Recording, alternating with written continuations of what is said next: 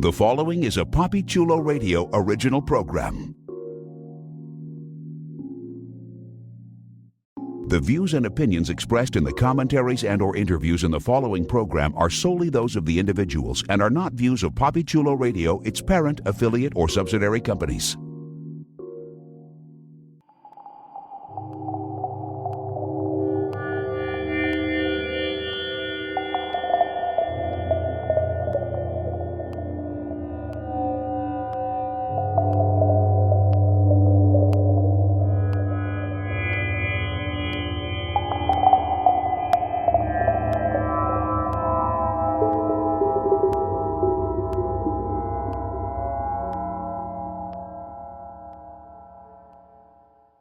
Hot summer streets and the pavements are burning.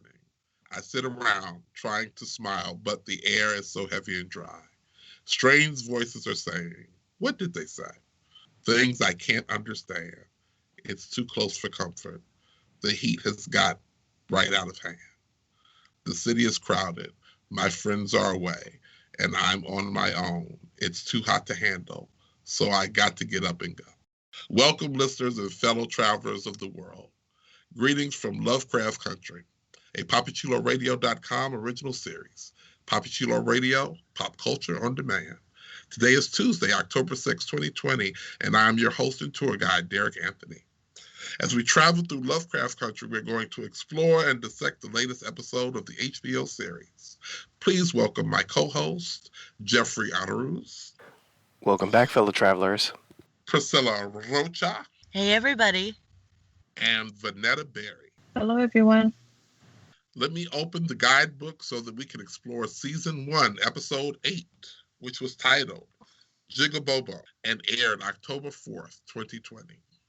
Here's the official travel diary of our itinerary. Art becomes the stuff of nightmares for comic book artist Dee, and after running away from a heartbreaking funeral for her friend Bobo, aka Emmett Till, Dee is accosted by the Sons of Adam leader, Captain Lamb. He casts a spell on her, and soon Dee is stalked by two terrifying twin girls who appear to spring straight from a novel cover. What was everyone's initial reaction to the episode? Let's start with Priscilla.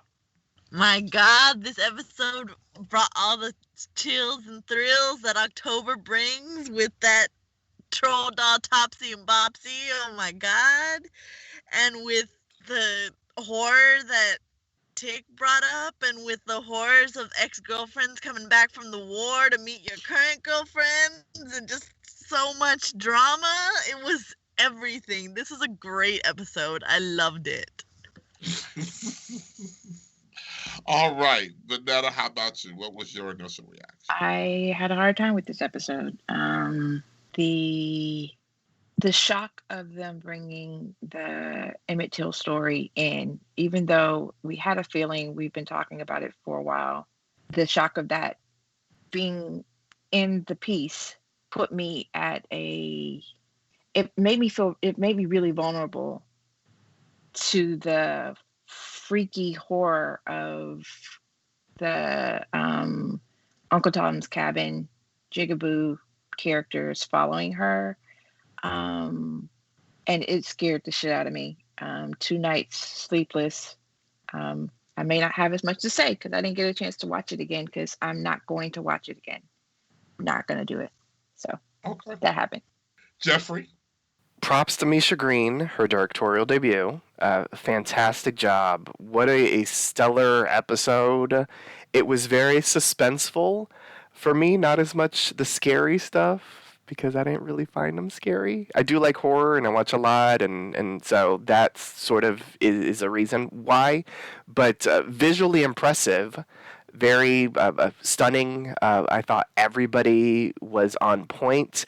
A couple of surprises for me. The little twists and turns were really good.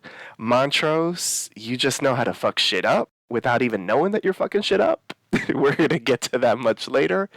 And 2 words that I never thought I would ever see in a horror type of production, but it makes so much sense. Not 2 words that were in the episode, but 2 words that you combine them together, and I just never thought I would see it. Demonic pickaninnies. Like, I never thought of it. And I read Misha Green's, what's the word? She answered somebody on Twitter, like, why did you pick them? And her answer was brilliant. And I won't say it They're now. scary as hell. Well, not because of that. That wasn't her reason. That's why I thought. Because they're Scary. Well, I guess I'll say it now. She said because, the history of these horrible stereotypes and caricatures are so disgusting and horrific by themselves. Why not use that to show the horror in this episode? And I was like, that's just brilliant. Brilliant. Using real life history as horror, because the horror, the real life was so horrific. I have seen a number of people reference the two Topsy and Eva, something from The Wiz. Oh, which is ironic that this bothered Vanetta, because that scene in The Wiz has always bothered me. Yep, and it bothered me too. So that was a scene we used to have to fast forward through, and I think that's probably why it bothered me so much more, because of that. So yeah. Derek, what about you? But I did enjoy the episode. I did watch some of it, through my fingers, because I knew they were going to be jump scares and such. It was disturbing. This for me was probably the most horrific as far as suspense episode. Yeah. We've had one that was horrific because it had a lot of blood and gore and stuff in it. But yeah, this was just the suspense that we will get into. But before we start our journey through Lovecraft Country, here's an announcer with a few special announcements. Follow Poppy Chula Radio on social media. We are on Facebook, Instagram, Twitter, at Poppy Chula Radio. Do you have any questions, suggestions, comments, or concerns? Email us via contact@poppychularadio.com.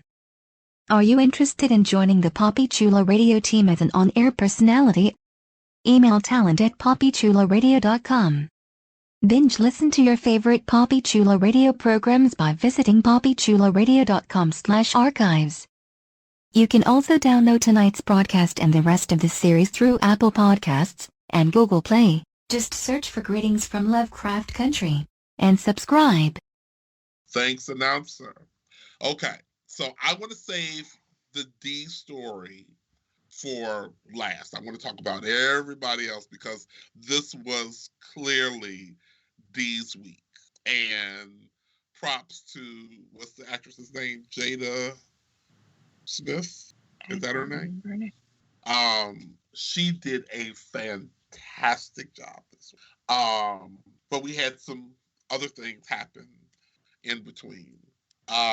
So let's go to Priscilla, since she brought it up, and talk about Jada Harris. I just wanted to get her name. Jada Harris. Thank you, Jada Harris. You're welcome. Gia showing up at Letty's house. I was laughing the entire time it was going on. Oh my God, Lord. It was so juicy. And Tick was such a little bastard about it too. He couldn't man up and say, I made a mistake, or like take Letty aside and say, hey, you're probably gonna hear some things you don't really want to hear, but I promise I wasn't trying to keep anything from you. I just didn't know how to tell you this. Like, he could have manned up or said something, but he didn't. He acted like a little bitch about it, and because of that, everything just came out in the most horrible way possible. And he managed to make Gia feel like shit by saying what we had was a lie. Go the fuck away. Even though, like, all she's trying to do is help him. And managed to be driven away by Letty too. So I don't know, like it was just chock full of drama. I felt like I was watching, I don't know, some real world antics or something. I don't know. It was great. I loved it. Tick is. I'm gonna come back to Tick. Did anyone else have any feels for that meeting? It was good. It was good. It was good. When she walked in looking for Dee, and there was that person in the back, and I kept on squinting and looking, and I was like, oh shit. And it was good. Although I felt for her. Big time. I felt for both of. I felt for the women more than Tick. Like I felt for Letty because clearly she was under the impression of something, and then she got a whole lot of information which Tick did not provide at all. Even after, as she rightfully said, we've seen magic, we've seen creatures, we've seen this, that, or the other, and you couldn't tell me this. Like, how is this? A huge leap from what we've already experienced. So there was that. But then Gia, I really felt for her because it seemed as if she was doing things like for the right reasons. Because, all they're having are little, 10 seconds, like really expensive long distance phone calls. And so she, I don't know if air travel was cheap back then, but I would assume it costs a little bit of money. So she travels. I'm still trying to figure out how they could afford the phone call. I know. It's not like calling Murray Hill 5099. I mean, But she traveled, though. She traveled all this way to because she still cares for the guy even after everything, and she's trying to help. And he was just so cold towards her, and I understand that he knows more, and we're going to get into what he knows, but she's just trying to help. And the way that he just sort of like denigrates her and like, we were nothing, and I'm like, come on, dude. And like my thinking is, she's a supernatural creature. Do you really want to piss her off? I saw it a little bit differently. Yes, he called her. He asked how she knew. And then she just said, I told you you shouldn't have gone. So there was nothing in that conversation that said, hey, I'm probably going to go ahead and show up. I think her timing was awful because Bobo had just died. Mm-hmm. They lost Diana, and they're still trying to figure out what happened to Hippolyta. Just so much is happening in that day. I think had she called and said, hey, I'm on my way, or if there had been a better preparation, he might have responded differently. He does not. We already know he does not respond well to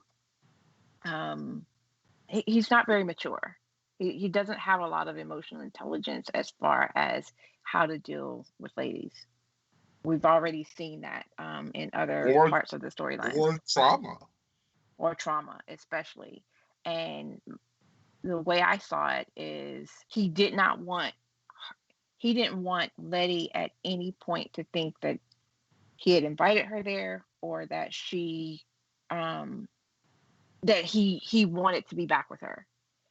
It came out in a very harsh way. I don't condone the way he said it, but I think that that's why he said it in the way he did, and why he was just like, I just needed to, make sure like I need you to know that that's not happening. Like we weren't. It was not with that. It was not as important to me as you think it was. I think he just kind of felt the need to over say it to make sure that Letty felt good about it. But I do feel for Gia. I hope that she didn't just like, okay, bye. I hope that she stays around so that they could have a calmer conversation when it's not in the heat of something crazy. That would be nice, so that she can we can hear more of why she has showed up, because she had to show up to have a plan. She didn't just show up out of the blue and just be like, "Hey, I told you." Like, I don't think that was her goal, and I really do hope that we get to hear more of what her goal was. Yeah, I agree with you. I think that her timing was horrible because that was just a really emotional day, and that was just one more thing on a shit cake. Basically. So let's check in on the other sister, Ruby. Here's my Told question. ya. Here's my question. Why, throughout history, why can't white people mind their own business? She walks up to the gate. She clearly has the key. What business is it of yours if she's the maid or not? She got a key, so she belonged there. Are you the neighborhood watch? What's happening? Anyway, Ruby had a very big, Ruby had a couple of very big emotional scenes, but I know one thing Jeffrey would like to talk about, because, that's who Jeffrey is. Jeffrey, let's talk about the sex. Oh, you saw my Facebook post, didn't you? I did not actually. Oh, okay. I know you that well. Oh, yes, you do know me. Oddly enough, for the sex, I really loved her scene with Christina. But yeah. But okay, the sex. All right, what is it that I posted on Facebook? It was something like, and I thought True Blood had weird sex scenes. Because remember that scene where Bill flips the lady's head backwards? I didn't like that lady, so that's why I'm not calling her by her name. I never liked that character. But he turned that lady's head around, and I was like, well, that's an interesting way to show sex on TV. And so then we have this sex scene, which was one of the weirdest, goriest, weirdest sex scenes I've ever seen in my life, yet it was kind of hot. So I'm strange. So we see Ruby, she takes the potion, she turns into, oh gosh, now what is her white lady name? Tiffany? Hillary. Oh God, yes. She turns into Hillary, having sex with William, and then they must have had sex for, time flies. And that's all that I'm thinking. They must have had sex for a really long time, because that potion did not last long. Yeah. So that means they were doing a lot. And the potion wears off, and it's like sex with body horror and intense sex and with blood and guts. And I will give huge props. Number one, once again, to Misha Green, because this is her directorial debut, and she's directing an incredibly complex and visually complicated scene because of all of the VFX, the makeup, and all that kind of stuff. I still have no idea how they did some of that, because just visually, it was so weird and impressive. I mean, there was at one point where, like, basically all of Ruby had popped out except for, like, half of Dell's face. And I was like, is that CGI? Is that, like, skin stuff? Like, is that... I was so confused just by the VFX of it all, but that made it so impressive. It was a hella strange scene.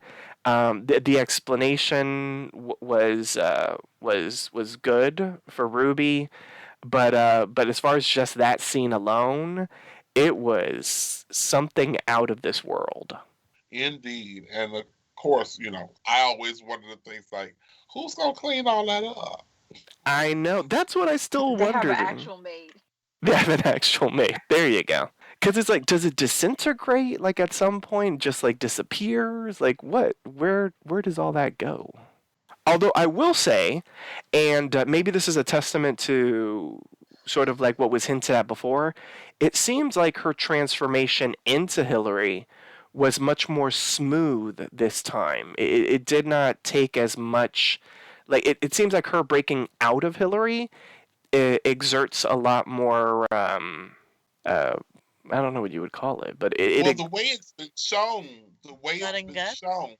You're You blood and guts. you morph into the other person, and then you break out of the shell of the other person when you are Like a reverting cocoon. back to yourself. Oh, okay. Because I thought, yeah, that is true. I'm trying to remember back. Yeah, because I When thought we saw her Christina, take the when potion and Christina turned into William and came outside and whipped the cops' ass back in episode 5, I think. She got out the car, walked around the corner, and came back around a minute later. yes, But that the is first true. time we see her, first time we see William turn into her, it's a whole bloody mess. Yeah, that is true. And the same thing is for Ruby. When Ruby is emerging, it's always, the first time she had to be ripped out. And every time after that, it was just messy and lots of leavings. Yeah, they got a large bill for Windex and Pine Sol. That's the power of Pine Sol, baby. Yeah. So since we're on Ruby, we can also talk about, since you want to do this, talk about the conversation she had with Christina in the parlor, with everybody looking like a fashion fair model. Yeah. Gorgeous. The set, costuming, the makeup, everything. I thought that was one of the realest conversations I've ever seen on TV, period. That's the type of conversation that I feel like my black and brown brothers and sisters have tried to have with white people that just don't understand why Black Lives Matter. And it was like she was talking in the year 1954. She could have been talking in the year 2020. Like it was an incredibly powerful scene. It was so eloquently written, and it's like she was speaking for not just herself but for the black community, and I was moved. Like I cried. She brought me to tears because it was just so powerful and so fucking real. Yeah, I really don't have much to add to that just because it's true. I remember I was watching that scene and I was just kind of like, when she said that, I just my hands clapped and I was like, yes, yes, she did the damn thing. Like she said it. She said what everyone was thinking. And I remember right afterwards when Christina like made her feel so small afterwards, I was just kind of like, you bitch. The fuck did you say that for?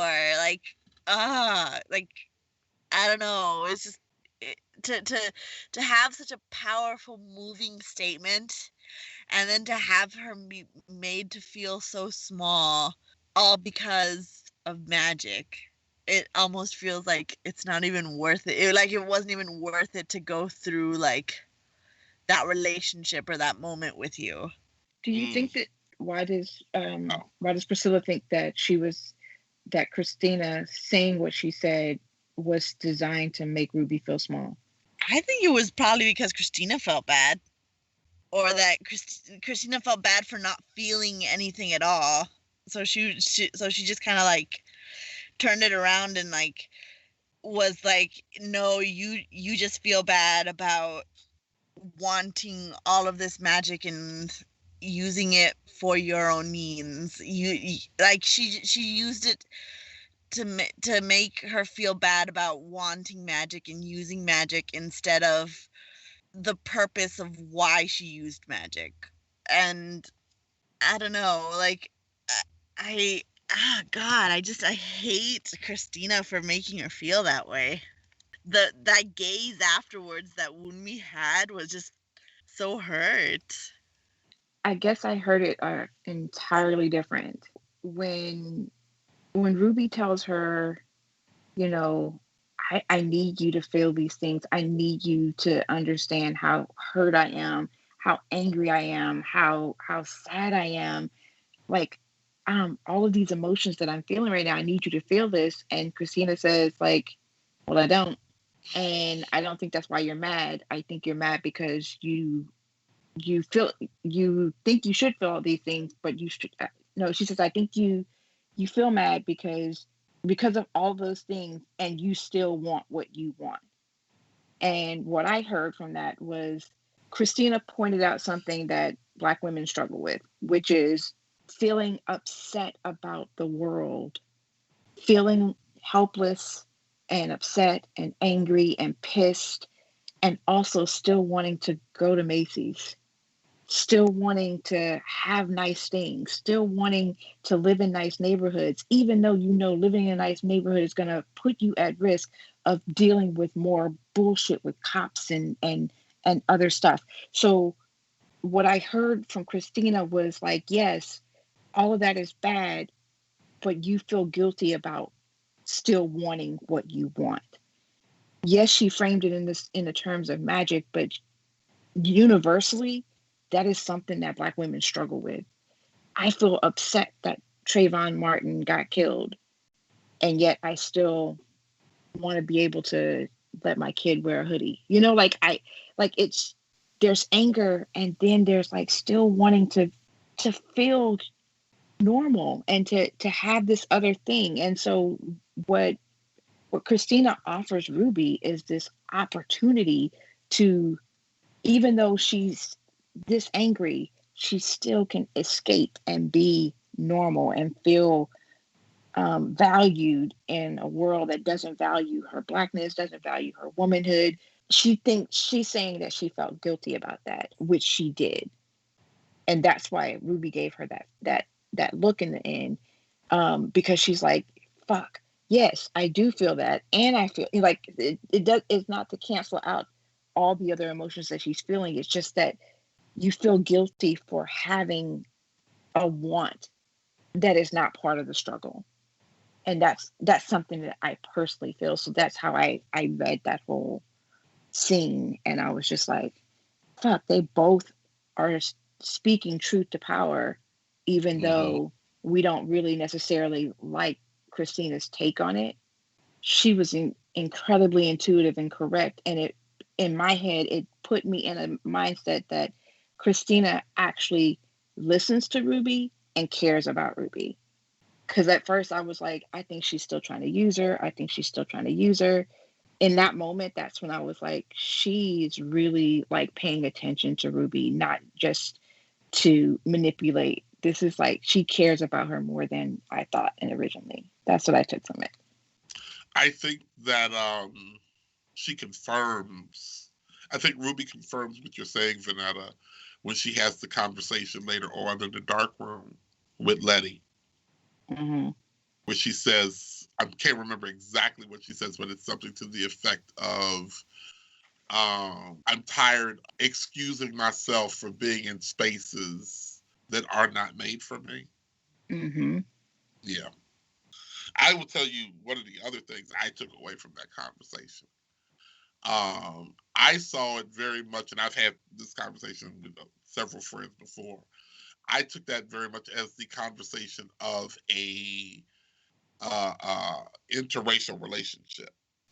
Yes.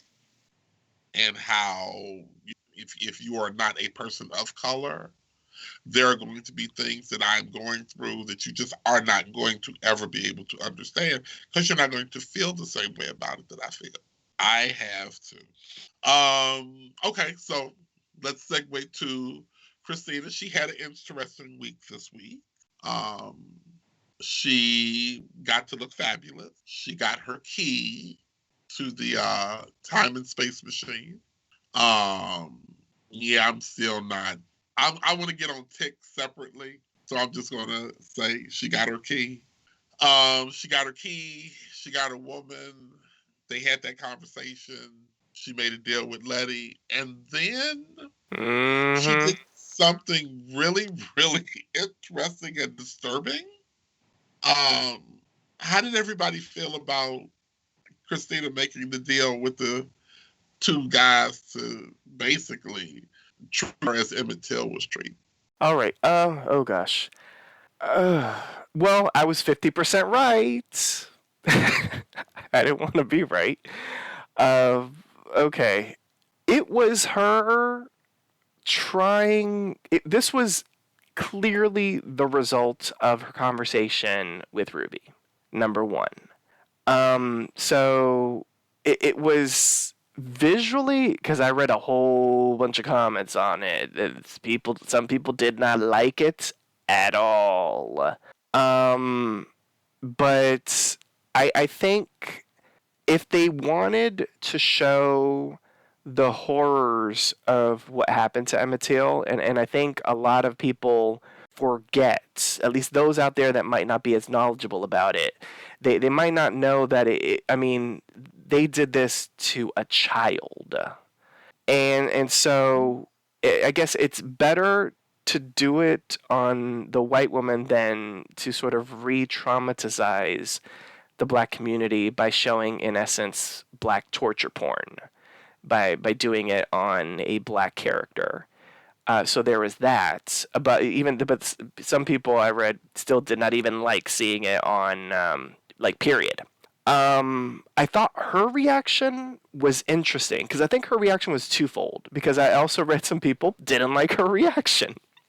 So I think her first reaction initially is like, wow, like this is horrific what happened. I feel like in the initial moments she is connecting a bit to sort of Ruby's horror of what happened to Bobo, and then she starts laughing, and I think the laughing, it then her thing shifts to where I survived this. And I think that has to deal more to like her story about her quest and longing for immortality. I think that's how I interpreted it. I don't know if y'all did it as well. I know that some people online, they had a big issue with Christina's reaction, both them doing it to Christina and Christina's reaction after it happened. I saw it the way you saw it, Jeffrey, that she was trying to connect with what Ruby had told her, since she did say, like, I don't get it. You're right. I don't think I'll ever see it that way. And that was one of the most honest things a white person has ever said to a black person. Absolutely. I think that's why I really appreciated her take, because we did get to hear like a very real reaction. Like I just don't get it at all. But yeah, I really do think that the last thing was just about her saying like, yeah, I made it and my invulnerability does work, because clearly she was bloody and, you know, she felt the pain. So it wasn't like she didn't feel the pain, and she would have died if, you know, had it not been for her invulnerability. But when she first gets out, she's that realization of how horrific that scenario was. I think that's what it was initially, and then she was like, but my invulnerability works, you know. It's like, I just kind of got the feeling like she was just like, oh, this is awful, but that invulnerability is kicking in. That's how I saw it. Priscilla? Yeah, I saw it the same way too. I just wanted to preface though that it feels kind of like surface level. The whole I can't understand how Ruby feels, so I'm going to do this to understand how Emmett Till feels, but really I'm never going to be able to understand, because I'm never going to be able to understand how a child would have felt knowing he's about to die, even though I have a spell of invulnerability and I know I'm not going to die from this. Like, she's never going to know how Emmett Till felt. And it's very, like, I don't know, it feels almost childish of her to, like, try this, knowing that it's not gonna even touch what any of the true suffering that Emmett Till and Ruby are going through really mean. Oh, well, we already established that she has a very, even though she seems to know a lot of things, she also seems to be very immature in that, you know, when she was playing with those kids, she had, you know, being on the farm, you know, she's done a few things that led us to believe that she has missed out on some maturing aspects of her life.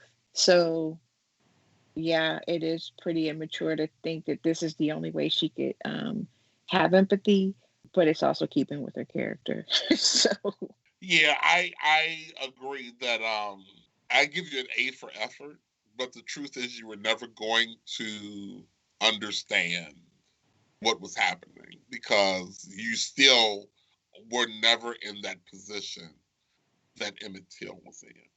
You knew you would survive this. You had the ability to make it stop at any point. Bobo never had any of that. Um, I'm going to. This is one of those times I'm just going to trust the storyteller to just tell the story. I'm not going to scoff too much. I'm going to believe in the positivity of these Black women telling these Black stories. All right, let's see. Who else have we not talked about before we get to D? Oh, Letitia fucking Lewis. yes, we have two more. Letitia Lewis. Okay. Um, she too had a very interesting week this week. You know, some invertibility is always nice to have. I like how the difference, the juxtaposition of Letitia realizing that she had that the invulnerability spell worked on her, as opposed to the realization for Christina. Letitia, Letty, was literally attacked. Yeah. Real life, really life threatening to realize that the vulnerability worked for her. Christina paid guys to put her quote unquote life in danger for her to see if that thing worked. That is scary. It's scary on so many levels, because considering that this whole piece is about Emmett Till and how fragile his life was just at the hint of, besmirching a white woman, and how just throwaway our lives are, and how in order to even put yourself in that position, you had to pay somebody to do it, rather than this very real fear that Letty had to endure of, bullets flying in her house. It's a crazy juxtaposition, and I thought it was beautifully done that they would put both of those instances in the same episode. Yeah. Did anybody else think that Captain Lancaster was just going to try to cut a house in half with a hail of bullets? Yeah, that's what he wanted to do. I won't say what stopped him, but baby, when But he did you think that it was going to come to that? I mean, Oh clearly yeah, we're I not thought he was going stories. to. He was going to tear that place the fuck up, because baby, when he could not walk through He was that pissed. door, that face, he was a whole bunch of emotions. I'll give props to the actor. I don't like the character because he's an evil son of a bitch, but the actor, the look on his face, both of shock, pissed offedness. It was shock-offedness is what it was, because he had both of those emotions just bathed on his face. It was amazing. Like, I loved it. And that he didn't even know what to say, because I feel like some on the force, I guess, don't know about the magic. So he just had to tell the man, we're going. And oh my God, it was just, I loved it. Yeah, it's always fun to watch them run into that door. Yes, Gia, there was no problem. Some people on the internet was like, why didn't Gia? And I'm like, well, she's a supernatural creature, but I don't think she would have fallen under the category of you needing to be protected from her. Right, I don't think she was invited in too. That too. No, was she? Yeah, because her shoes were outside. Oh, okay. Invited in. Oh, okay. So she probably was like, is Tick here? Oh no, come on in and stick around. Yeah. But yeah, I think she also did not. I don't think she posed a danger to anybody. Yeah. I think that's what that spell is. It is a spell of protection against someone trying to cause you harm. Exactly. And to rewind a bit, Letty and Ruby, the fact that we had the conversation that we were waiting for, the shoe to sort of drop last week. Yep. We had the conversation about Ruby knowing about magic, about she knowing that Letty knows about magic. I thought that was a really important conversation. And I loved Letty sort of warning Ruby about Christina because, Letty has her own opinion about Christina. Clearly, Ruby has her own opinion as well about Christina based off of the dictation of it all. But, they're different relationships and different levels of trust and this and that or the other. And there was just like layers upon layers upon layers to a simple conversation of, I know about magic and I know you know about magic. I was glad hard. Oh no, I was just saying that the shoe dropped hard. That was it. Yeah. I was glad that they had that conversation. I was glad that conversation went as well as it did because it could have really gone sideways. And I'm glad they just, as sisters, they bonded because Ruby is the first person that Letty has told that she is pregnant. She's not the only one that knows, but yeah. I was going to say, ironically enough, Tick is running around again, hiding secrets, holding information back. I know, he's a regular Montrose. You think he did the right thing giving Christina the key? In his mind, yes. Because he thinks the machine. Do you think? Do I think it was the right thing for him to do? Probably not. But to move the story along, yes. That's exactly my answer. Just to get the ball rolling, yes. But would I do it? Hell no. Yeah, just because the machine is broken, or at least you think it's broken, it doesn't mean that it cannot be fixed. Right. That was my thing. Yeah. You use a wrench and a screwdriver and, you bop it a couple times and bam, you can time travel again. Or maybe there's another machine somewhere else out there that she knows about. Yeah, there are 50 bajillion lodges. Mm-hmm. Yeah, that's 32. Yeah. Montrose and Tick had some really good come together conversation. I was very happy about that. There was a lot of healing in that, but I do have I have one.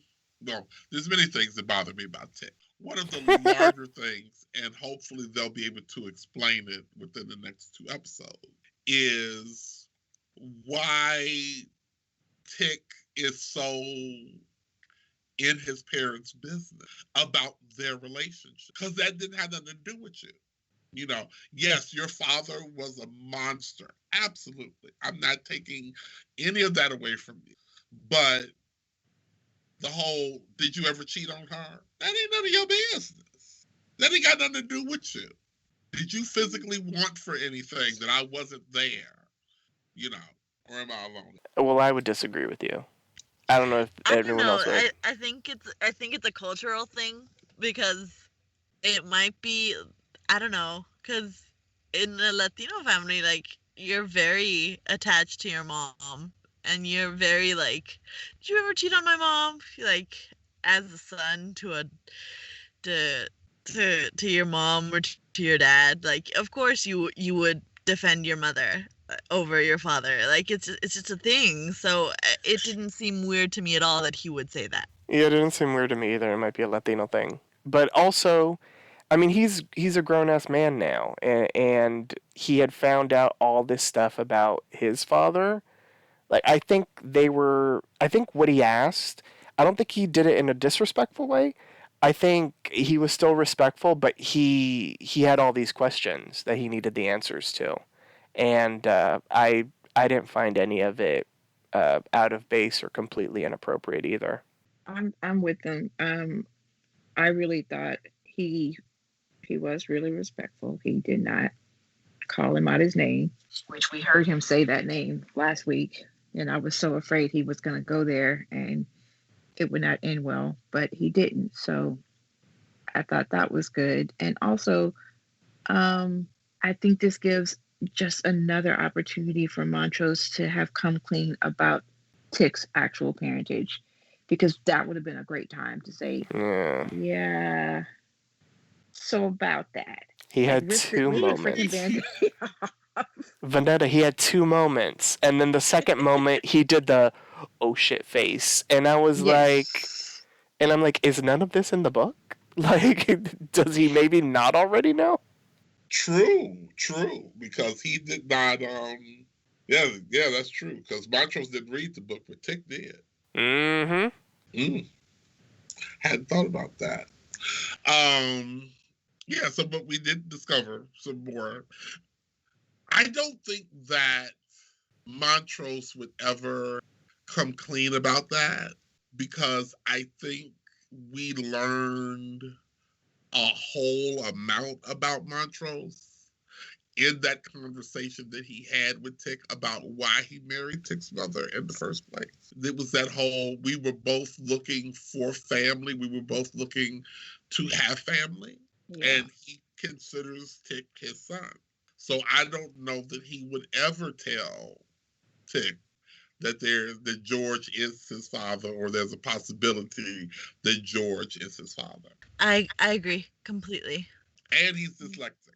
Yeah, you have which a lot of people are taking to say, see, that's not his father, but dyslexia doesn't always, you don't necessarily pass dyslexia down.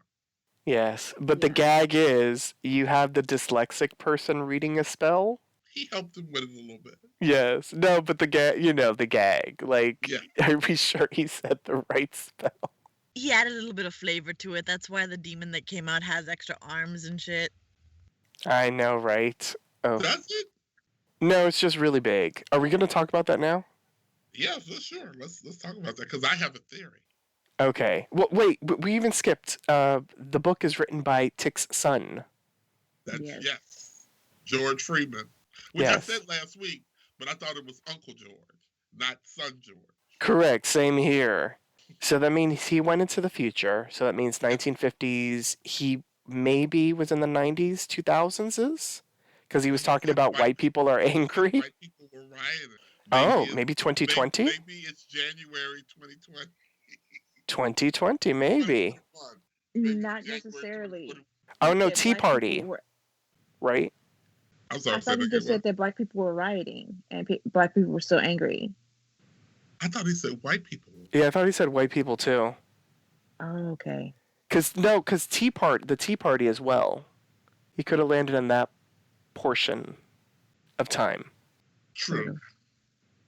And he wasn't there very long, because the woman with the robotic arm came up and gave him the book and shoved him back. Yeah. Shoved him back through. The woman with the robotic arm. Yeah. Did Beyonce have robotic arms? No, right? It's not Beyonce. Oh, okay. Maybe it was just Beyonce. No, she doesn't have a robotic arm either. What did y'all think of the woman with the robotic arm? I couldn't figure out who that could be. Yeah, I'm trying to remember, has anybody lost an arm that could have been replaced with robotics, but not yet. 1950s. Yeah. I love that you're like, the world was a little different. It's not Beyonce. Just from, which we'll get into, just from looking at the previews of next week, could it have been Dee? But she doesn't exist in that timeline. No, it's not that she doesn't exist. It's that... No. It isn't the timeline. He said that the book, much like, when anybody writes a book about their lives, they take liberties with stuff. What he was actually quoting, and I guess I'll go into this now, is the actual Lovecraft Country book. Because as I referenced in the past... Yeah, I thought about you. Yeah, because I referenced in the past that Christina is a man in the Lovecraft Country book. And Dee, Diana, is cousin Horace. So that is the actual book. This whole story, we haven't gotten into it, so I'll wait till we talk about Dee. But yeah, when he referenced it, I was like, oh, he's actually referencing... It's like ridiculously meta, because he's referencing the actual Lovecraft Country book. I thought that was so... It was nice. It was a nice little wink. But if we know that these are alternate universes, because Hippolyta went to alternate universes. True. That could be an then alternate then future. he could have gone to an alternate future where he didn't take any liberties and wrote the book exactly as it happened. That is true. That's what I took it as. I hope they explain that. Like, I would love a little glimpse into what he saw. I don't know if we'll ever get that. Maybe in season 2. Although with this episode, there was something in me that I was like, this is going to be a 1-season series. They do seem to be trying to answer most of the questions that they've put out there. Okay, so let's go to the spell, because again, it's something I want to bring up at some point. So Montrose and Tick do a spell of protection, and they aren't sure it works until Tick gets to Letty's house, and the cops decide to shoot him for no reason because his hands are up. And then I can't tell you how excited I was to see that Shogun. Like, get on over there and kill them people, because yeah, that's what you're here for. That was a the best roided dog up, ever. Shoggoth. And did it? Am I correct in saying that it killed Frankenstein cop? yes, I had to go back and look. Yes, it tore his arm off. Oh, he'll be stitched back together. But I think it bit his head off too. Oh, he'll be stitched back together. I thought he was the cop that was tossed aside. That was like, ah. Oh, he'll be stitched back together. He was the one that said, he was the one that when the arm got torn off, he shot the gas tank in the car, which made the car explode. Oh, he'll be stitched back together. All of them are dead except for Frankencaster. Oh, he's not dead? No, I'm saying I don't know what the hell he is, but Okay, he will be stitched back together. So just for the record, because I had the scene queued up, the Shoggoth did bite his arm off, but he did leave the head intact, so he could still be alive. Oh, he'll be stitched back together. Which y'all was spoiling ass. No, this is not a spoiler. If he's a person that's already been stitched with who the fuck knows whom, he will be stitched back together. Everyone else, all those other cops, I have no idea how they're going to explain any of that shit, because all these dead white cops in front of the only house on the block that has black people in it, like, I don't know how you clean this shit up. But yeah, they will somehow clean that up, and they will stitch up Lancaster. One cop got tossed into the neighbor's yard. I know, yeah, that did happen. That Shoggoth was huge. It was so cool. It was. You think he's gonna live in the basement now? Like your pet Shogun? Yes. You just feed all the nasty white people to him. I was like, yes, much like Vanetta and probably Priscilla and probably Derek when we were watching that. I was like, yes. Oh, my mouth just fell open. Yes. And then I loved, and this is props to Misha Green for directing it, the way that the camera focused specifically on Tick and Letty and their reaction to it. We didn't really cut too much to the action. It was more from their POV, which I thought was brilliant, because in essence, the focus of it, because they're surprised that this even happened. And all of it. I loved when I don't know what he did, but like they got sprayed with the blood. And I just thought that was kind of cool looking. It was just, it was everything we could have asked for.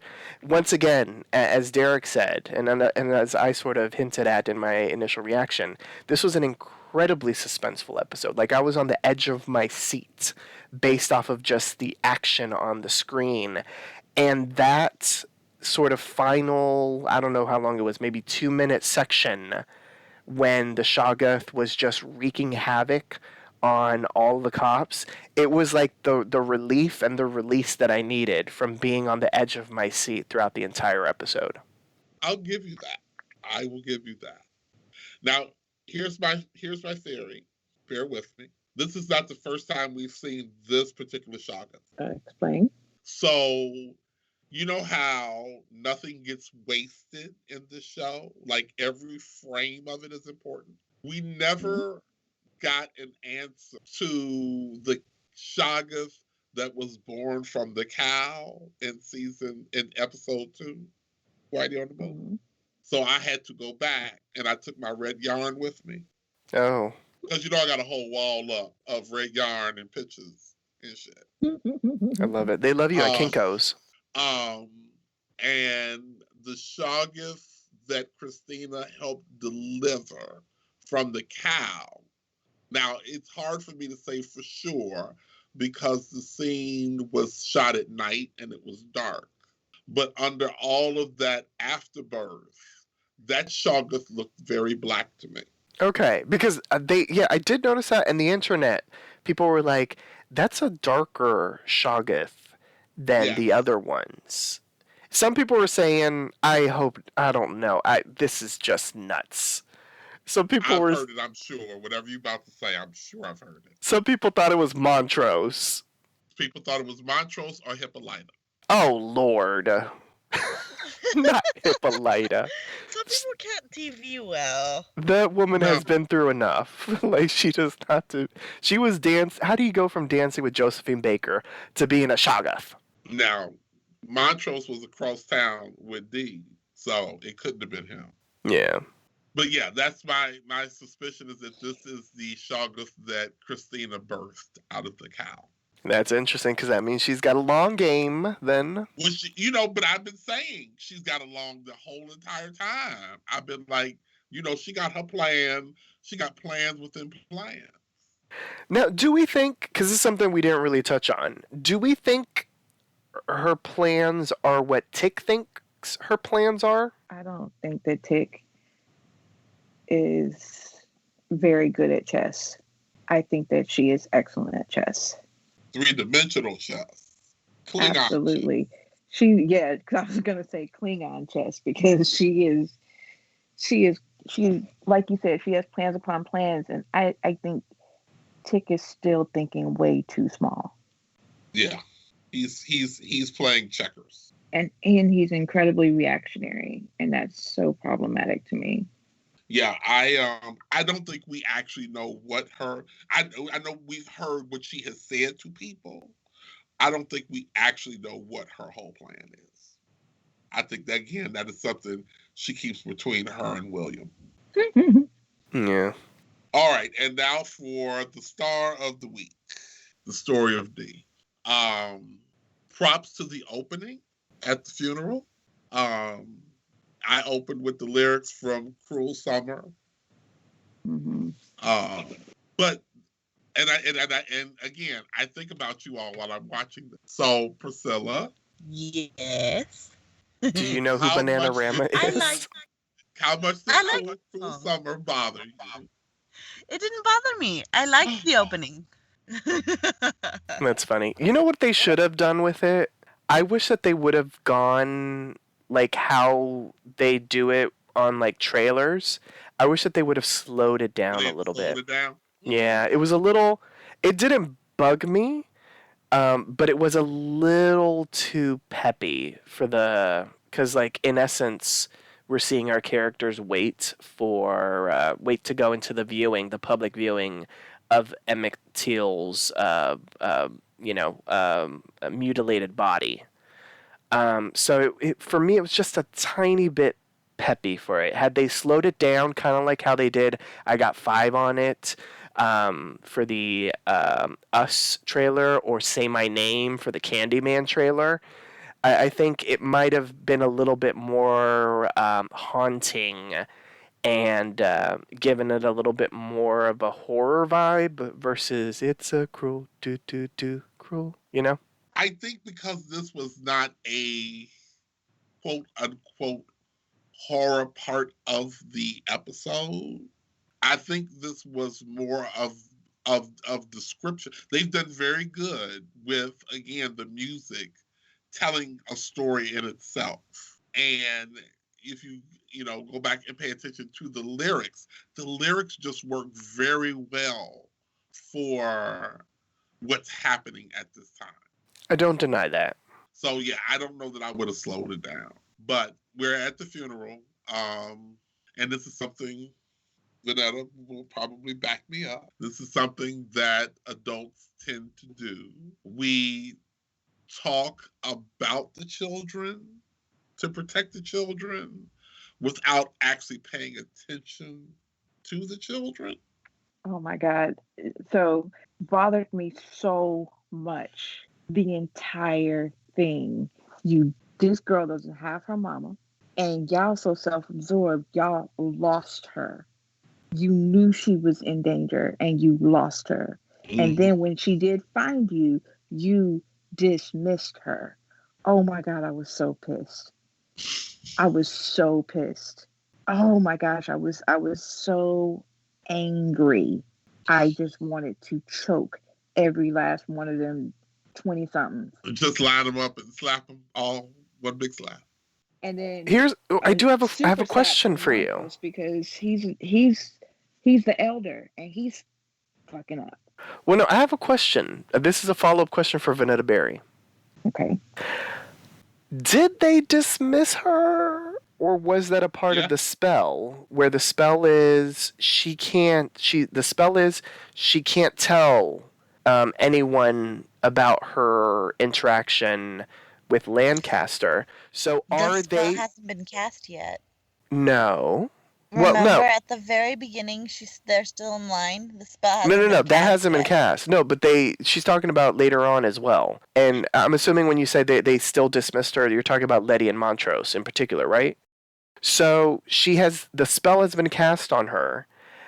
The spell is, she's going to see some stuff, and she can't tell anybody about her experience with Montrose, good Lord, with Lancaster. With Lancaster, right. So what if, because of the spell, in essence, they're not really seeing what we're seeing that Dee is going through? They're not. Well, I know that they're not seeing what she's seeing, but my issue is that everybody needs to go and look for Dee. Okay, they all spread out, and then stuff starts happening in their lives. Dee comes to remember.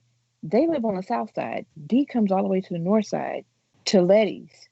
Well, she goes home first. Yeah, she went home first. But then when she went to the north side, she goes to Letty's, and Letty's is just like, "Look, I don't have time for this right now.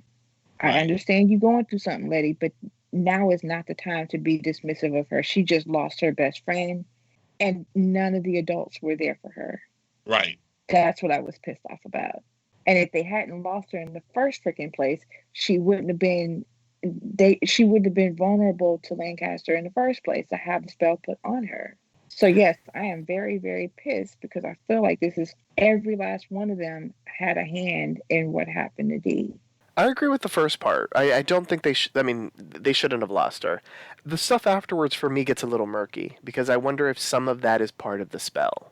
Not for me, because even though you can't see what she's seeing, you can see she's in distress. No, what if you can't see that? That's what I wonder. I wonder if they can't see that. You can see she's in distress because Letitia asked her outside the house, "Are you okay?" Then she tells her to go in the house and get some water. She is clearly in distress about something. Magic creatures coming down the street, yeah, you don't see that. But you see she's in distress about something. I don't know. It's clear on her face. I don't know if she sees that. That's why I'm disagreeing with you.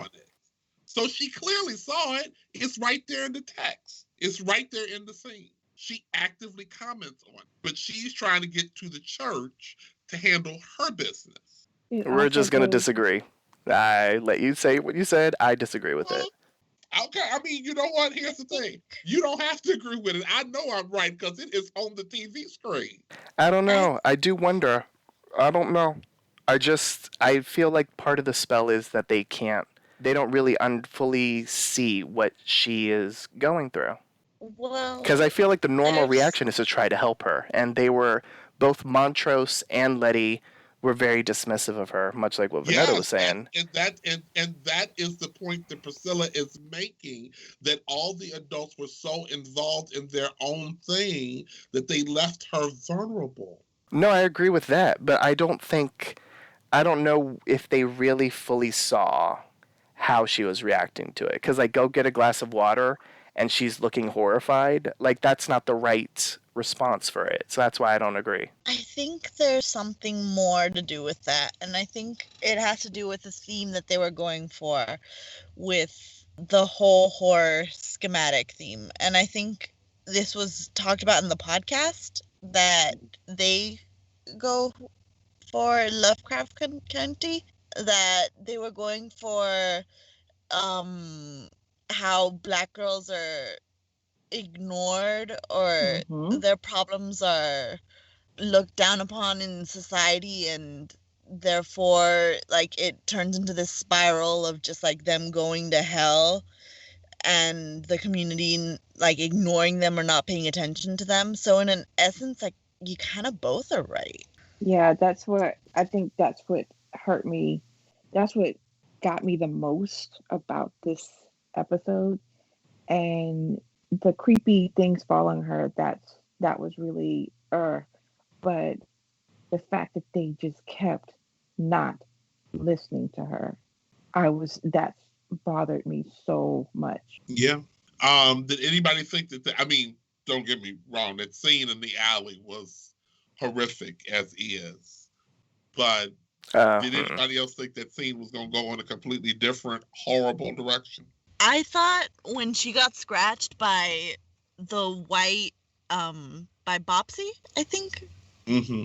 I thought that was gonna lead to more consequences. I thought that she was gonna like slow down, and that the sickness was gonna take her earlier in the show, and instead of later on when she got held back and got scratched at the end of the show. Wait, I'm confused. Were you asking about the Topsy thing, or were you asking about Lancaster? I was asking about Lancaster. Oh, okay. No, well, I didn't, because I knew that Dee had a whole story. But it was, I mean, the way that they did it was, I'm not talking about killing her. Well, I don't know. Oh, well, I don't know. I didn't read whatever you were reading about it, but I did think. I mean, it was horrible. It was horrific. Vanetta, you know of which I speak. I thought that they were going to either be physically violent to her, or beat her, or kill her. I was not expecting them to put a spell on her, and the way that the spell manifested, I was not prepared for. Oh yeah, absolutely. No, I was because it started with the cream of wheat man, who has always bothered me. Yeah. And so, like, now, cream of wheat is one of my favorite foods. I'm Oh, not no. going to eat cream of wheat for a while. It's just ridiculous. I'm sorry, Priscilla, were you going to say something? Oh no, I was just thinking to myself, like, at that time when they were gonna cast a spell, that as soon as the guy brought up the chalk and just like went down and put a little star, I was like, oh shit, he's gonna cast a spell. I knew it. I knew he was gonna do something fucked up to this little girl. Yeah, I wasn't sure it wasn't gonna go sexual, which was my thing. Oh no, I didn't think it was gonna go sexual, just because Lancaster doesn't seem like the kind of guy who's into sex. It seems like he's into power, and he's into brute force, but he's not into rape or like violation in that sense. I think he sees like Black people as like lesser than people. He sees them as what Topsy and Bopsy are. Okay. So he puts the spell on her, and then she heads for home, where she runs into Montrose. I do know that there was a scene that they thought about doing earlier that they never actually put in the script, about Dee being on the trip when they were all on the trip on the way to Boston, and they stopped somewhere, and I forget what it was. I forget the way they were going to set it up, but Dee was going to get a Coke or something involving a white person, and Montrose was going to slap her for putting them all in danger unknowingly. But they just couldn't find a place in the script for that. No way. He was going to slap her? Oh, Lord, I would have hated Montrose even more. Again, I don't remember the full setup, but it was something that I have a friend who tells a story about her mother when her mother got sent down south for the summer one year. And because she wasn't from the South, she didn't know the rules. And so they were taking my friend's mother with them from door to door. And at some point, my friend's mother asked some white woman for some water. And when she got home that night, they beat her ass because, you asking that white woman for shit, you're putting all of us in danger. So that's a real thing. And given how Montrose parents, I can completely understand that reaction he would have, which goes to this week. Again, Dee comes in the house. She's been missing. And instead of, to Vanetta's point, instead of checking on her, making sure she's okay, your first response is one of anger. And when she meets you, anger for anger, because now she has some information that you don't know she has because ain't none of y'all told her the truth. So she has lost her father. Her mother is missing. And at this point, she knows her mother is missing. And she just lost her best friend. Talk about isolation and like repeating patterns of trauma. It bothered me so much. I think maybe it's because I have, people who depend on me like that, children and shit. It just bothered me so much. I've seen parents treat their kids like that when I was working at the school. We have to do better. We have to pay attention to our kids, especially when they are hurting.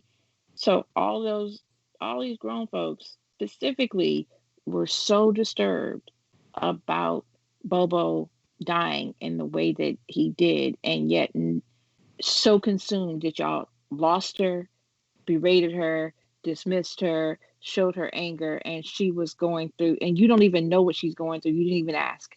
Are you okay is not sufficient. And that's where I just got so bothered. Well, we know who Vanetta won't be picking this week for any of her MVP. You don't know. You don't know me, Derek. And then she walks to the north side because the L shut down. Mm-hmm. And it's good. I actually have kind of an idea of where everybody is right now, or where everybody lives. Mm-hmm. Because that was the Quincy stop, right? That's the Quincy one at the stop. downtown one. Yep. I was looking at that too. I was like, oh, thank you. Finally, somewhere I can place it. I also looked up the house that Emmett Till lived in. Mm-hmm. And it's on St. Lawrence. Okay. It's in the 60s on St. Lawrence. So that tells me where our group kind of is. And I still don't know where Letty is on the north side, but yeah, Dee had to walk all the way there. And then she finds Woody with all her mom's stuff in it. And I saw people asking, was that part of the spell? No, they had Woody. I think that when Tick found Hippolyta and, the portal closed, he took Woody back to Chicago. Mm-hmm. Right. I think you're right. So then Dee decides to follow the cops. And she has an interaction with Lancaster. Which was bold as fuck. I was so proud of her. I was shocked. I was absolutely shocked. Priscilla, what did you think? When she refused to give him the Ori. Ori, a part of me was just kind of like, damn it, the Ori's useless right now. You could have given it to him and it would have like saved your life. No. He wasn't gonna take that spell off of her. Ah, Also, it doesn't have the key. The key's the most important part, I think. he doesn't For know now. he doesn't know how to open it yet. He doesn't know what to do. All he wants is the Ori. So if she gave it to him, like he would have taken the spell off. Mm-mm. He wasn't No, gonna take the spell off. You don't think he would have taken the spell off? Mm-mm. he would not. Oh, No. damn Because it. he's a dick. Ugh. And so she, and here's the thing. Once you decide to literally face your demon, you kind of not scared of the police no more. Exactly. Because she spit on him. I was like, okay. It fucking stinks in here. Damn. And I had no problem with her language at all. I did not either. Because there was probably a dead corpse in his closet again, like it always is. Well, that and Probably also she still- called him a it's fucking probably pig. Still the same one. Or It's he not him. probably smells because he probably needs another corpse to replace his body again. And then she decides, okay, so I'll face the police. Now I'm gonna face these demons.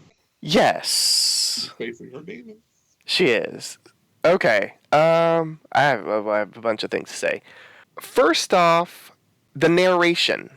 Like, we've talked about the narration, because they use quotes and stuff, and we've talked about it pretty much every week. And for the most part, we like it. This week, for some reason, it kind of took me out a little bit. Even though I love the speech, and I remember watching the speech live on TV. It's for the March for Our Lives, and I remember the little girl, and the words were right. I think for me it was the clapping that just, for some reason, it took me out of it. Yeah, I don't know if they could have. I don't know if y'all like the clapping. I don't know if they could have even cleaned it out because it was a live type of thing, so it's not like they would have the separate audio of her reading the speech. But for me, the clapping just sort of took me out of it a little bit. As far as Topsy and Eva, because we haven't really talked about them, visually, I thought they were impressive as horror creations. As a horror fan myself, I didn't find them scary, but I understand where Vanetta's coming from, and I've read a lot of comments that people were freaked out by them. So it hit the right notes for some people. It didn't hit them for me. I wish that they would have brought for me a little bit more of the creep factor. The dancing, a lot of people like the dancing. I don't know. The dancing kind of took me out of them being scary a little bit. Because it seemed almost, I don't know. I don't even know what the right words would be. It didn't. Minstrel-esque. It was minstrel-esque, but it wasn't. I was going to say comical because it didn't seem scary to me. Like, they just didn't seem scary to me. The only time that they got me with a jump scare was when she went to go look at the car and then she popped up. That was a good jump scare. Props to them for fitting that in. But I didn't find them, outside of just knowing the history of where the characters come from and seeing them put like a horror tinge on them. As a horror fan, I didn't really find them creepy. Although I will once again give them props on the makeup and even some of the movements that they gave them to make them look threatening and scary. As the horror fan, though, they didn't creep me out, is what I'm trying to say. All I know is from the time they came up the stairs at the L platform, I was done with Topsy and Bobsy. Okay. When she did that back roll, flip, whatever, and started looking at D and smiling at her upside down. I actually loved that moment when she flipped her back. Yeah, I was like, that was good. I was like, oh no, something needs to get pushed on the L tracks. That's hilarious. I was scared for her though when she bumped into that white man, and I was like, forget fucking Topsy and Eva. Like, I'm scared of what this white man's gonna do. So They're scary in the way that Chucky and Annabelle are scary. In the way that, like, it's not really scary, but it's scary in that, like, oh, they're little freaky dolls. Get them away from me. They're fucking creepy. Like, they're scary in that way. I guess I'll give it to you. But in the book, talking about the book, so it's fascinating how, because like changing genders from Horace to Diana, it gives that added layer that we've been talking about throughout the podcast about, it's a little black girl, and just the trope of black girls not being listened to by adults and that sort of thing. So there are many layers added to the story. The fact that they changed the genders of the character, like they have for, like, per se, Christina and her quest for power, as a woman in the 1950s. So that was interesting. But in the book, it's like inanimate objects are what Horace sees come to life, and also his comic book characters came to life as well. So we didn't get that in the show because they focused on Topsy and Eva. But it's interesting how they interpreted, something from the text to the screen, and I think it does work better, especially given Misha Green's sort of reasoning as to why she focused on Topsy and Eva. Well, for me, that focus, her focusing on those two characters, on that depiction, was incredibly disturbing.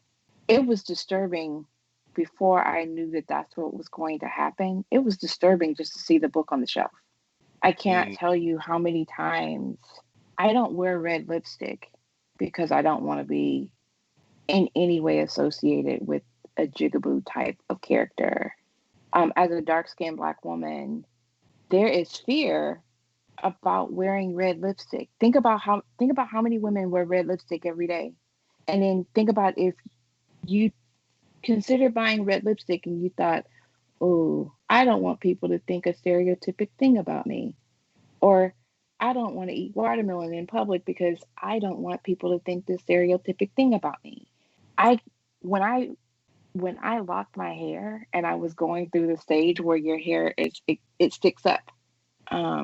Many people don't like locking their hair because of that stage, because they don't want that stereotypic thing. So there are all these embedded, there's so much embedded in that imagery that I could understand other people not being like going, well, it wasn't really that scary. It's not really. Well, for me, all of that is wrapped up in these characters that she created that were really moving weird and following her and chasing her. And then the song that's playing, all of that is just, it's layered in such a way that I struggled so much. And again, this is another thing that the struggle is not just what I'm seeing on screen, it's the history behind what I'm seeing. I don't know if I'm explaining it well, but it hits you on a very core level because you are a Black woman, and these are things that you've had to deal with. Absolutely. So how about that last stand in the garage? I'm a little upset that that they didn't stay down, because she was clearly giving it on her all.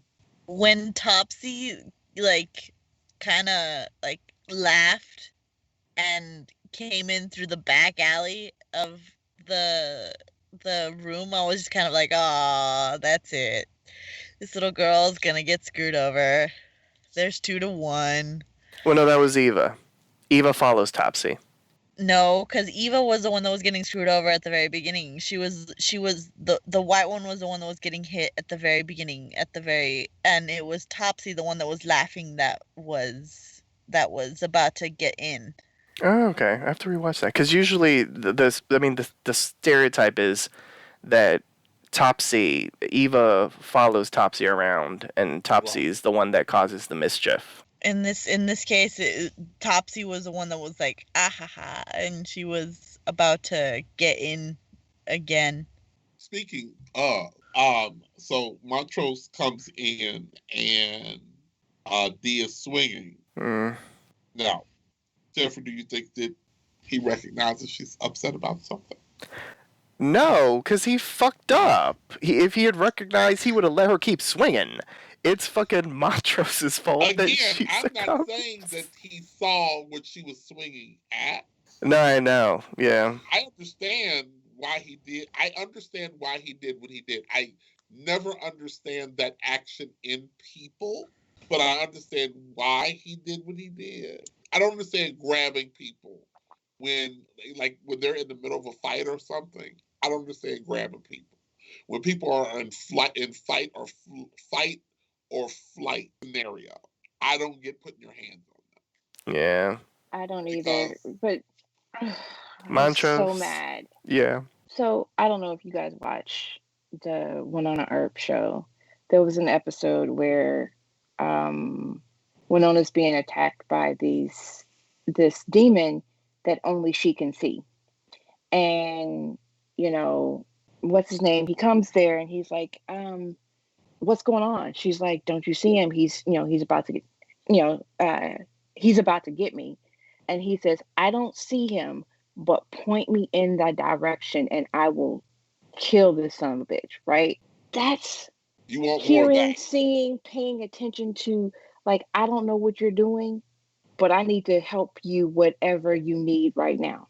And instead, what he did, which is, again, he just keeps on repeating this pattern of, I'm not with you, so therefore you must be wrong. There must be something wrong.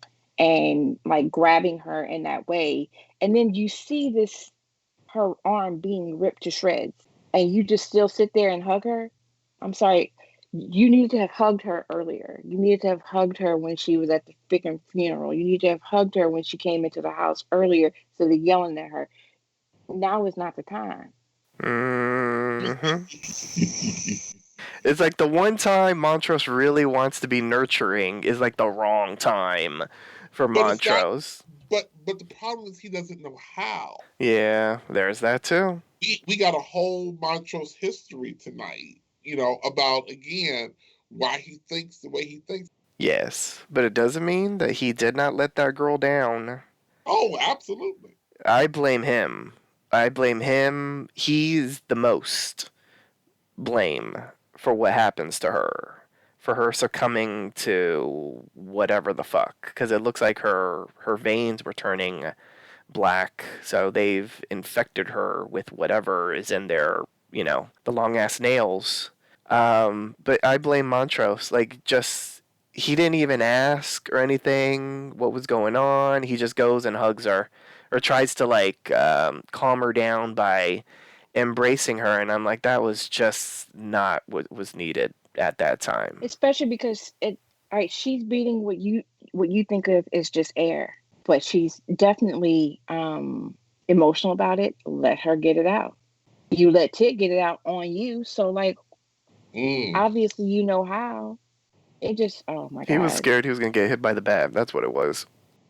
Or it wasn't even a bat. What was it? It was not a bat, but it was like a pipe, but it was being used as a baseball bat, which goes to so many bats. What Derek was saying. But like Vanessa said, she wasn't hitting anybody he could see. So let her swing that out until she wears herself out. Yep.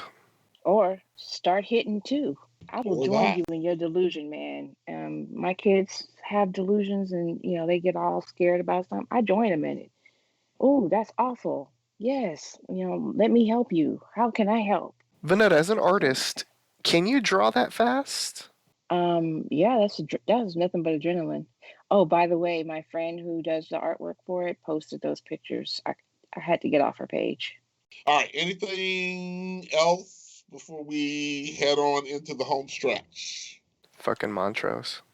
Just that my favorite Topsy and Bopsy scene was when Diana's looking over at the police station and the nail in the back is just getting closer and closer to touching her in the back, and then she just drives off on the bike like nothing And I'm just like, oh my God, that almost touched you. What the hell is wrong with you? Just drive off. Oh, I love that scene. That was great horror. Indeed. All right. If no one else, we will head into our MVP. State which character impressed you throughout the episode and why. Once the character has been chosen, they cannot be selected again, so choose wisely. My randomizer tells me that this week, Vanetta of the Berries goes first. Vanetta, who are you picking for your MVP? I'm gonna pick Mantra. No, not at all. That would have been the best fake out ever. Had you been I was shitting on him thinking the with my whole mouth hanging. thing and then picking him? No, I'm gonna have to say D. She rocked it. She had a lot of what parents call big girl stuff on her this week, and she had to grow up literally in a day. And how I love how mature she was in handling the fact that all of the adults around her were just being fuck ups. All right. And she got in some swings at the end, so that was She good sure too. did. I was not mad. All right. Priscilla is next. Priscilla, who is your MVP? My MVP is Ruby, just because that essay, that speech that she gave to Christina just left me with my jaw on the floor. I was like, wow, that is some powerful speech. Like, usually I don't like you and Christina together, but this time around, like, it led to some poignant moments, and that sex scene was something different. I like exactly like Jeffrey said. I never expected to see a sex scene that left me like as twisted and as weirded out as True Blood, but apparently HBO could top that with this show. So good on you, HBO. All right, Jeffrey, who is your MVP for the week? I'm giving it to Tick. And in particular, I'm giving it to Jonathan Majors, because I thought he did a really good job throughout the episode. As much as I don't like Montrose, I really did like Tick's scene with Montrose. It was a scene that was needed, and it was acted beautifully by Jonathan Majors.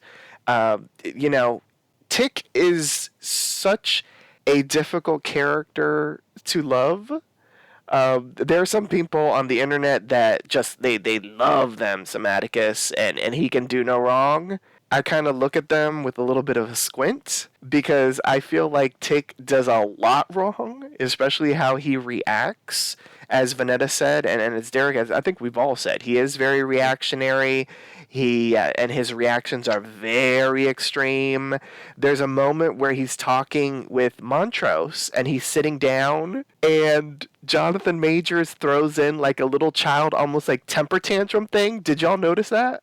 Yes, I notice every temper tantrum. Okay, and I was like, man, Jonathan Majors is acting the fuck out of this. And I'm like, man, that was still so childish because Atticus does not know how to properly convey his emotions. But it was brilliant because it is within the character. And watching him, you know, with all of the various interactions, with his interactions with Christina, his interactions with Letty and Gia, and then at the end, you know, with the masterpiece that it was, the Shoggoth reveal. I just really enjoyed Tick this episode. I might not always agree with everything Tick does, but Jonathan Majors plays him very well. I will say, and I've said this before, I think and Vanetta has said the same thing. I think people get caught up on the whole American style of television where you're either a good guy or a bad guy. And it has just become very clear to me, Tick is not the hero of this show. No, he's not. It's the He is Shoggoth. not the hero of our story. And, you know, once you kind of recognize that, you don't get upset with him anymore because he's just being who he is. Mm-hmm. So my MVP for the week did not appear on screen. He was working behind the scene, and it was Raphael Sadiq. Oh yeah. Because, again, the music you picked told a story in itself. And thank you for that. I absolutely loved it. All right. Time to rate the episode. How would you rate this episode on a scale of 1 to 10 keys? The point system is allowed. If you found the episode exceptionally deserving of more than 10, you may grant it the coveted golden key. Let us go in reverse order. So Jeffrey is first. Jeffrey, should we just pull out another golden key for you now? Or I'm going to wait for you to say it. No. I'm going to give it a 10, though. If I could give it a 10.5, I could. I didn't, yeah. I mean, it was a very solid hour of television. I enjoyed it. I thought it was one of the most suspenseful hours of TV that I've ever seen in my life. But yeah, when I saw it afterwards, I thought 10. The golden did not immediately pop into my head, so I will go with the 10. And that means Priscilla is next. Priscilla, how many keys are you handing out this week? I think I'm giving it a 9. I thought it was okay, but yeah, I didn't feel like it was all that special. I felt like there was something missing from it. Okay. Vanetta, the last time this show bothered you, you brought it down to an 8. Oh Lord, he's going through the records. I like to keep my records. I like to know where people are. How many keys will you be removing from the key ring this time? Only one. It still bothered me a great deal. I can now look at episode 3 again, given some distance and some time away from everything, and to, I've been able to think my way through it. So perhaps the same will happen with this one as time goes on. But at this moment, yeah, I give it a 9. Okay. I did enjoy, it's weird. I enjoyed these scenes so much, and yet they creeped me out so much. They bothered me so much. I found so many, all the things that I found problematic were not in the storytelling though. And it was just in the creep factor. Well, I fluctuated. But I believe that that this was just a great hour of writing, of realism. And again, that's one of the things I love about this show is that you can take the magic elements away, and this is still just a dope ass interesting story about some dope interesting people. So I'm gonna give it 10 keys. There was a moment I thought the Shoggoth was gonna pop out. I thought you were gonna, but you didn't. What? Take something off because go golden? Yeah. I'm very sensitive. We got 2 episodes left. I may give out one more. Okay. And just an FYI, they got pills that you can take when you fluctuate. I know. Okay. They work on all different parts of my magic. And with that, as we end this week's journey into Lovecraft country, here's our announcer to remind you on how you can interact with us. Follow Poppy Chula Radio on social media. We are on Facebook, Instagram, Twitter, at Poppy Chula Radio. Do you have any questions, suggestions, comments, or concerns? Email us via contact@poppychularadio.com. Are you interested in joining the Poppy Chula Radio team as an on-air personality? Email talent@poppychularadio.com. Binge listen to your favorite Poppy Chula Radio programs by visiting poppychularadio.com/archives. You can also download tonight's broadcast and the rest of the series through Apple Podcasts and Google Play. Just search for Greetings from Lovecraft Country and subscribe. Thanks, announcer. All right, my co-host, please wish our listeners a good night, starting with Priscilla. Good night, listeners. Keep your Shoggoths close. Vanetta. I need one of them Shogas to, be protecting, because this November election might be kind of crazy. Have me a sugar. Good night, y'all. Ooh, Jeffrey. Yeah, I posted it on Facebook too. I was like, I need a Shoggoth in my life. I feel like we all could use one, especially one that's got that the tail, that psh, the piercing tail. Good night, listeners. Some whip action. Yes. Thanks for tuning in. Download new episodes of Greetings from Lovecraft Country every Wednesday via Apple Podcasts, Google Play, and the Poppy Chulo Radio archives. This is Derek Anthony wishing you a good night.